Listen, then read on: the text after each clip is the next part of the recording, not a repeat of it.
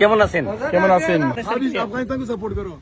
বাংলাদেশের মানুষের কাছে দোয়া চাইলেন এবং তাদেরকে সাপোর্ট করতে বললেন রাশেদ ভাইয়েরা। তবে এবার বিয়ে করবে কিনা রাশেদ ভাই, কারণ শুনছিলাম ওয়ার্ল্ড কাপ জিতলে বিয়ে করবে।